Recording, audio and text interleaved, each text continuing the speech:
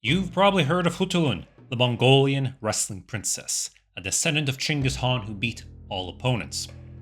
She appears in folk tales, Netflix's Marco Polo, and may be the inspiration for the opera Turandot. Some have dismissed her as a creation of Marco Polo, but there's more to her than Polo's words. In this video, we look at what historical sources say about Khutulun, and what they tell us about life of elite Mongolian women in the 13th century. Khutulun's life is attested in several contemporary accounts. Marco Polo is actually the earliest writer to mention her, but independently, Persian writers like Rashid al-Din and al-Kashani corroborate and expand on Polo's account, revealing her eventual fate and going beyond the wrestling legend. Khutulun was a daughter of Kaidu, a Khan who dominated Central Asia from 1280 to 1300. A great-grandson of Chinggis Khan and a grandson of Ögedei Khan, Kaidu's early life is mostly unknown to us. When he was around 15 years old, the Mongol imperial throne, intended to stay amongst the descendants of Ögedei, was seized by the sons of Ögedei's brother, Tolui. In 1251, Tolui's son Mönke became Great Khan. Mönke consolidated his position by violently purging the lines of Ögedei and Chagatai. Young Kaidu was spared, given a small appanage at Kailik in modern Kazakhstan, and forgotten about. A decade later, Mönke's death and civil wars in the early 1260s tore the Mongol Empire apart, giving Kaidu an opportunity. After years of struggle, he took the title of Khan of the Ulus of Ögedei, and by 1282, Kaidu appointed Dua as a puppet ruler over the Chagatai Khanate. Kaidu and his ally Duva were a thorn in the sides of the other Khans, raiding them, halting their expansion, and controlling trade over the so-called Silk Roads. Especially famous was his conflict with the Yuan dynasty of Kublai Khan, Mönke's younger brother and nominal Great Khan. Khutulun was likely born in the 1260s. Though her mother's name is unrecorded, she could have been a daughter of Kaidu's chief wife, Dorbajin. She was not Kaidu's only child, and some accounts Kaidu had up to 40 children, though only about 12 are named. Khutulun's early life is unrecorded, but likely mirrored that of other elite Mongolian women. Mongol children learned to ride horses at 2 to 3 years old, tied into the saddle. They learned archery, which also served as training for warfare. The girls took part in the raising of animals, while men looked after horses, the women focused on the cattle, and both shared labor on sheep and goats. Women were trained in the setup, maintenance, and daily running of the home and encampment, and its movement from site to site. If she was a wife of a humble herder, or Hatun of the Great Khan, she was expected to lead the domestic operations from the individual ger up to the entire base camp of the Khan's army. As a descendant of Chinggis Khan, Khutulun was an imperial princess. She learned the genealogies of herself and other members of the imperial family, learned stories, songs, instruments, and dances. She may have been taught to read and write in the Uyghur script, and like many Chinggisid princes, could have been tutored by scholars in Mongol service. For Khutulun, this may have been the skilled administrator Masud Bey, son of the famed Mahmud Yalavach. While Masud Bey and his sons oversaw a period of economic recovery and revitalization in Central Asia, they may have also taught Kaidu's children history, governance, and perhaps to read and write Persian and Turkic languages as well. When Khutulun grew older, she was assigned a Mingan, a unit of 1,000 warriors and their families, as well as pastures to provide for them. This unit owed tax and service to her and could be raised for battle.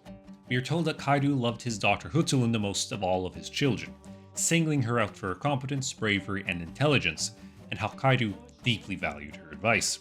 Rashid al-Din noted how she was involved in the administration of Kaidu's Ordu and his realm, perhaps employing skills taught by Masud Bey and having a role in the recovery of the region, acting as an agent and advisor to her father. Marco Polo, Rashid al-Din, and al-Kashani assert she partook in military affairs, likely joining her father in campaigns against the Yuan dynasty, Ilkhanate, and Ulus of Orda. Now, was Khutulun physically taking part in the fighting? Perhaps. While Mongol women could ride and shoot, and followed on the campaign, they generally did not fight in the actual battles, but ran instead the logistics side, organizing the camp supplies and animals that the army relied upon. There was more allowance, though, for royal Mongol women at the front lines, such as Chinggis Khan's daughter Tumelun taking part in the sack of Nishapur in 1221, or the Princess Kunchek killed in battle against Abu Sa'id il Khan in 1319. While women like Kunchek were singled out for their courage and bravery in combat, these are very much exceptions rather than a standard aspect of life as Chinggisid female royalty. Now, according to Marco Polo, Khutulun fought in many battles and was a great warrior, riding into enemy lines and returning with captives in the midst of battle. Independently, Rashid al-Din also reports Khutulun fighting alongside her father and performing valorous acts. However, no accounts mention specifically what these valorous acts were, or specific battles, or even campaigns that she actually fought or participated in. All details of her military service are actually rather vague, beyond broad statements of her heroism and courage. I suspect her role was one we normally see from young Mongol royals on campaign, more regularly commanding her mingang of troops and on occasion personally partaking in combat, especially in her youth, to demonstrate her courage. However, this uncertainty in the sources may be a reflection of the fact that most of Kaidu's campaigns are not very well recorded, and we know few details beyond perhaps the year that they happened. Thus, Khutulun may have had very direct roles in all of these battles, but we just don't have sources that recorded that information for us. But Kutulun is most famous today as a wrestler, and this was true even in her own lifetime. Marco Polo reported extensively on her wrestling legend in the 1290s. Given how much Polo's version differs and reports a Turkic name for her that is unattested in Persian accounts, it seems he learned a 13th century equivalent of street rumors, rather than learning through official channels like Rashid al-Din would have done. But likely, Polo's reporting is based around the seed of truth. The Mongols loved wrestling so much that they fielded stables of international wrestlers: Mongol, Kipchak, Chinese, Tajik, Armenian, and more. Unfortunately, the sources provide little detail on the nature or even the clothing of the sport at the time, beyond the fact that it was male-dominated. Alongside archery and horseback racing, wrestling is still one of the so-called three manly sports that make up Mongolia's Naadam festival. Wrestling competitions in the imperial era were for sport and entertainment, but also for settling disputes and competitions to win wives. For Khutulun to excel at wrestling was arguably more egregious than her being in combat. Marco Polo famously tells of Khutulun facing down all potential suitors in wrestling matches, betting horses and her hand if the suitor could defeat her. None succeeded, and she collected a vast herd of horses, her father Kaidu a mix of frustration and pride. Polo's account broadly aligns with what the other sources indicate, that Khutulun refused to take a husband for an extended period. Perhaps she felt none were worthy. One potential match who allegedly caught her eye was the powerful Ilhan Ghazan. According to Rashid al-Din, Khutulun sent letters to Ghazan alongside her father's envoys indicating her interest in him. It is unknown if Ghazan ever replied. Khutulun's refusal to take a husband carried on so long that, as Rashid al-Din tells us, nasty rumors spread that Kaidu and his daughter had an incestuous relationship. Khutulun now had to marry, though the details vary. Rashid al-Din has two different versions: that she finally chose a husband or that Kaidu just chose one for her. In the work of al-Kashani, Khutulun only marries after Kaidu's death. The groom was perhaps less impressive than his wife. While Rashid al-Din says he was a handsome and tall fellow, the sources don't agree on his name or even identity. Kashani wrote that he was part of Kaidu's Keshig, bodyguard, and held the title of Bagurchi, cook, a prestigious position close to the Khan trusted with both his personal security and his meals. If he defeated Khutulun in a wrestling match is unmentioned, but they did have two sons together. Khutulun had a younger sister named Khutujin, likely of the same mother. She was married to a man named Tupshin, one of Kaidu's followers. Tupshin was not a good husband to her. We have two versions of what followed. In Rashid al-Din's account, Tupshin fell in love with a slave girl and then tried to desert his in-laws and flee to the Yuan dynasty, only to be caught and killed on Kaidu's order. In a more tragic version of a later Timurid writer, Mirkand, Tupshin still falls in love with a slave girl and gets her pregnant, but here Khutujin learns of it and became furious at Tupshin, who then beat her to death. Khutujin's brothers dragged Tupshin before Kaidu for punishment. Kaidu forbade Tupshin's death on account of his previous services, instead ordering him to be beaten with the lash 100 times, and then gave the injured Tupshin another one of his daughters in marriage.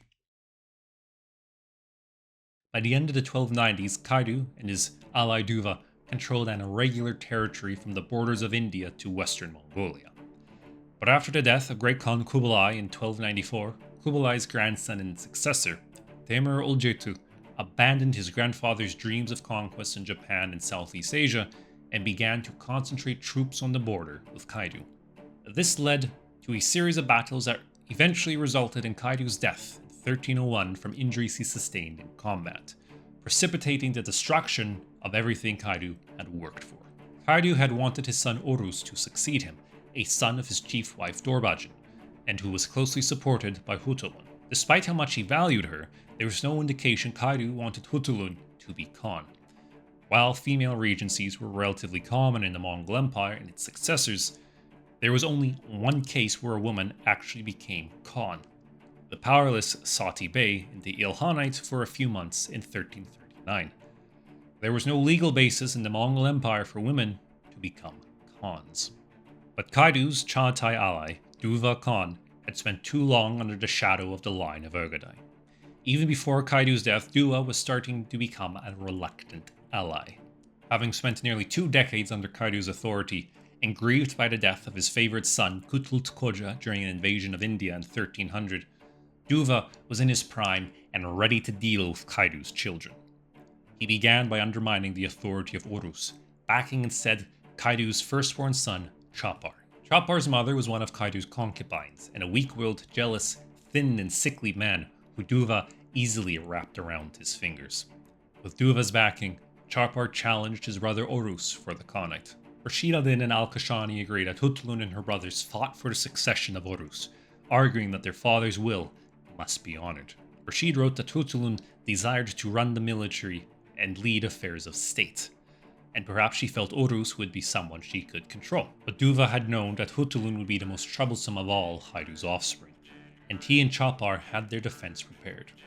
Rather than listen and respect Khutulun's advice as Kaidu had done, they simply dismissed her as a woman. Women's words and opinions are about spinning threads and the spinning wheel, not about the throne and crown of the nation. What is your business with the state and the ruler? Kutulun was thus ousted from the role she had in government, her heart broken. In al-Kashani's account, it is at this juncture where she finally marries, settles down in her appanage in the Tian Shan Mountains near today's Bishkek in Kyrgyzstan. There she divided her time between her young family and guarding her father's tomb. Despite the resistance of his siblings, Chapar was enthroned as Khan of the Urgadais in 1303, and over the following year Orus and the others reluctantly accepted him. But even as they did this, Duva was further outplaying them. Since the 1290s, the Khans of the Ulus of Orda had been attempting to organize a coalition between the Ilkhanate, the Yuan dynasty, and the Golden Horde against the Urgadais and the Chagatais. Though the first effort in 1298 had failed, the new Khan of the Ulus Orda, Nayan, was having more success with his initiatives in 1303. Especially after Kaidu's death, Duva lacked the strength to resist such a coalition. Thus, apparently without the foreknowledge of Chapar, Duva reached out to the great Khan Temur Uljetu, stating that Duva and Chapar recognized him as overlord. In Kashani's account, Chapar only learned of this when Duva told him of Temur Uljetu's approval, and how the Khan had just given Chapar's western territory to Duva. Reluctantly, Chapar began ceding territory. Temur Uljetu and Duva extended the invitation to all the other ruling Khans. By 1304, Ghazan's brother Uljetu in the Ilkhanate, Tokhtahan in the Golden Horde, and Nayan in the Ulus of Orda all recognized the great Khan in the east. In one stroke, Temur Uljetu achieved what his grandfather Hublai never had: recognition as great Khan from the rest of the Chinggisid dynasty. For Haidu's children, this Pax Mongolica came at their expense. Reluctance to abandon their lands and pastures to Duva led to skirmishing between Chagatai and Urgadai troops in 1305. Duva's armies were immediately mobilized. While one of Duva's armies defeated an Urgadite force and then sacked Talas, in the east Duva tricked the UN border commander, the future Great Khan Kaishan, to invade and destroy the army of Urus. Only late did Chapar, Orus, and their siblings realize what Duva had done. Only Khutulun, in al-Kashani's account, understood from the outset that Duva wanted to destroy them. By 1306, most of Chapar's armies had been defeated or deserted to the Yuan dynasty, and he surrendered to Duva. Duva quickly had Chapar deposed and replaced with another brother, Yangachar, and began dividing the Ogadai Khanate further. To cement his victory, Duva ordered raids to hunt down the Ogadite princes. It is in one such raid, likely in 1307, that we have the last mention of Khutulun. According to Al-Kashani, Duva sent a troop under his niece Ulja Timur into Khutulun's valley, ambushing their Ordu and taking many prisoners. Khutulun's husband and 2 sons were drowned, but Khutulun's final fate is unmentioned. Presumably she fell defending her family, cursing the name of Duva and the cowardice of her brothers. Duva never saw the end of the Ogadais. He died later in 1307. A succession crisis in the Chagatai Khanate prompted a brief rallying of Kaidu's sons, perhaps shamed by the murder of Khutulun. Yangachar, Orus, and Chapar raised an army in a last hurrah in 1309, defeating the Chagatais near al-Malik in a first battle. The arrival of Chagatai reinforcements, though, put an end to this rebellion. By 1310, Chapar, Orus, and the last surviving Ogadite princes surrendered to the Yuan dynasty, receiving small lands to house their descendants.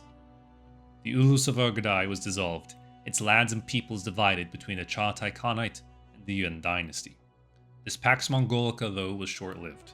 The Yuan dynasty and Chagatais were soon skirmishing over their new border, while Duva's many sons succeeded each other until they ran out of brothers to kill in the 1330s. This has been the full tale of Khutulun, the Mongol wrestler princess. Much of her popular image is corroborated by the historical accounts. A fierce warrior and wrestler, respected and valued deeply by her father. But by the end of her life she had been abandoned by her family, betrayed by her allies, and watched as everything she and her father had worked for was torn apart, before ultimately facing down enemy riders in a forgotten last stand.